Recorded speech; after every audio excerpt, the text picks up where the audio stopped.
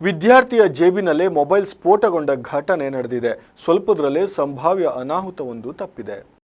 ಒಂದು ಕ್ಷಣ ತಡವಾಗಿದ್ದರೂ ಜೀವಕ್ಕೆ ಅಪಾಯವಾಗಬಹುದಿತ್ತು. ಕಾಲೇಜ್ಗೆ ತೆರಳುತ್ತಿದ್ದ ವಿದ್ಯಾರ್ಥಿಯೊಬ್ಬನ ಜೇಬಿನಲ್ಲಿದ್ದ ಮೊಬೈಲ್ ಏಕಾಏಕಿ ಬಿಸಿಯಾಗಿ ಹೊಗೆ ಹೊರಸೂಸಿದ ಬಳಿಕ ಸ್ಫೋಟಗೊಂಡ ಘಟನೆ ಭಟ್ಕಳದಲ್ಲಿ ನಡೆದಿದೆ. ವಿದ್ಯಾರ್ಥಿಯ ಸಮಯೋಚಿತ ನಿರ್ಧಾರದಿಂದ ಸಂಭವಿಸಬಹುದಾಗಿದ್ದ ದೊಡ್ಡ ಅನಾಹುತ ತಪ್ಪಿದ್ದು ಈ ಘಟನೆ ಮೊಬೈಲ್ ಬಳಕೆದಾರರಲ್ಲಿ ಆತಂಕ ಮೂಡಿಸಿದೆ. ತಾಲೂಕಿನ ಖಾಸಗಿ ಕಾಲೇಜೊಂದರಲ್ಲಿ ವ್ಯಾಸಂಗ ಮಾಡುತ್ತಿರುವ ವಿದ್ಯಾರ್ಥಿಯೊಬ್ಬನು ಎಂದಿನಂತೆ ಮೊಬೈಲ್ ಅನ್ನ ಪ್ಯಾಂಟ್ ಜೇಬಿನಲ್ಲಿ ಇಟ್ಟುಕೊಂಡು ಕಾಲೇಜ್ಗೆ ತೆರಳುತ್ತಿದ್ದ ವೇಳೆ ಏಕಾಏಕಿ ಮೊಬೈಲ್ ಅತಿಯಾಗಿ ಬಿಸಿಯಾಗಿರುವ ಅನುಭವವಾಗಿದೆ. ಕೆಲವೇ ಕ್ಷಣಗಳಲ್ಲಿ ಜೇಬಿನಿಂದ ಹೊಗೆ ಬರುತ್ತಿರುವುದನ್ನ ಗಮನಿಸಿದ ಆತ ಕೂಡಲೇ ಮೊಬೈಲ್ ಅನ್ನ ಹೊರತೆಗೆದಿದ್ದಾನೆ. ಆಗ ಮೊಬೈಲ್ ಸಂಪೂರ್ಣವಾಗಿ ಸುಟ್ಟು ಕರಕಲಾಗಿರುವುದು ಕಂಡುಬಂದಿದೆ. ಅದೃಷ್ಟವಶಾತ್ ವಿದ್ಯಾರ್ಥಿಗೆ ಯಾವುದೇ ಗಂಭೀರ ಗಾಯಗಳಾಗಿಲ್ಲ.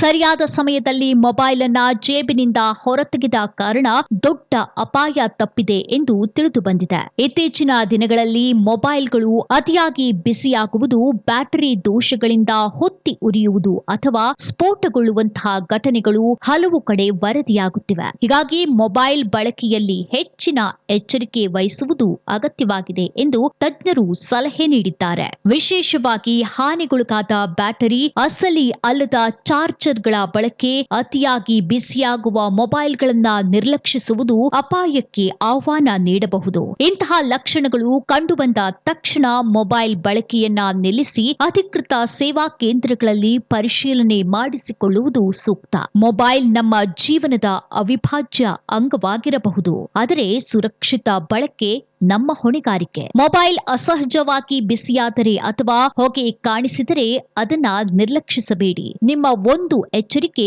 ದೊಡ್ಡ ಅನಾಹುತವನ್ನ ತಪ್ಪಿಸಬಹುದು. ವಿಸ್ಮಯ ನ್ಯೂಸ್, ಈಶ್ವರ್ ನಾಯ್ಕ್, ಭಟ್ಕಳ.